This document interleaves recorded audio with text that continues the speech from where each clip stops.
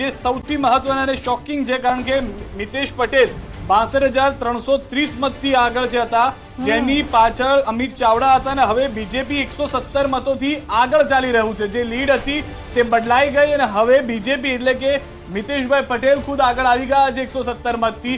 અહીંયા આગળ આ બદલાવ આવી ગયો છે, એટલે કે આણંદની અંદર કદાચ સંજય જે રીતે તેઓ કહી રહ્યા હતા કે લીડ ઓછી થશે, તે સ્વાભાવિક આંકડા કહી રહ્યા છે. 5 લાખ તો કદાચ ગઈકાલે પણ કીધું ને એક્ઝિટ પોલમાં પણ કીધું કે જુસ્સો ઉમેરવા માટેની વાત કહી દીધી હતી, પહેલેથી જ કદાચ ખ્યાલ પણ આવી ગયો હતો. પરંતુ આ જે આંકડા છે કદાચ સ્વીકારવા માટે ભાજપે પણ વિચાર કરવો પડશે કે જો નાની નાની લીડ હશે તો ક્યાં જૂની લીડ અને ક્યાં અત્યારની લીડ કે જેમાં ભાજપ કહેતું આવ્યું હતું કે અમે મોટી લીડ સાથે જીતીશું, જીત તો નજીક છે. નહીં, અત્યારે જ એક્સેપ્ટ કરી લીધું 5 લાખની લીડની જે આપણે વાત નથી કરતા, બીજેપી ખુદ એ વાત કરતી હતી અને બીજેપી પોતે કહેતી હતી અત્યારે 50,000 ઉપર આવી ગયા.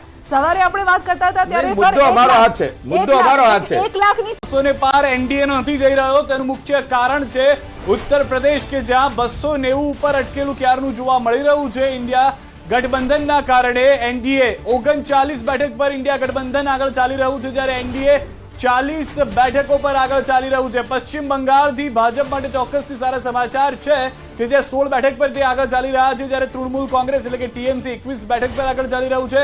કોંગ્રેસ 1 બેઠક પર આગળ ચાલતું જોવા મળી રહ્યું છે પશ્ચિમ બંગાળથી. પરંતુ મોટી જાણકારી અહીંયા આગળ મળી રહી છે તે પ્રમાણે અત્યાર સુધીના વલણના જે પણ આંકડા આવી રહ્યા છે તે નેતાઓના ધબકારા વધારી રહ્યું છે. બીજી તરફ રૂપાલાના દ્રશ્યો કે જે હવે લીડ 90,000 ને પાર થઈ ગઈ છે. સર, યુપીની મહત્વની વાત રહી કે જ્યાં આગળ અત્યારનું જે વલણ છે તે પ્રમાણે 40 બેઠકો ઉપર જો ભાજપ આગળ ચાલતું હોય અને 39 પર ઇન્ડિયા, તો એ મોટો એક સેટબેક હોઈ શકે છે. ચોક્કસ જો એ પ્રમાણેના બાકીના વલણોમાં પરિણામ આવતું હોય તો ભારતીય જનતા પાર્ટી માટેનો ખૂબ મોટો સેટબેક છે.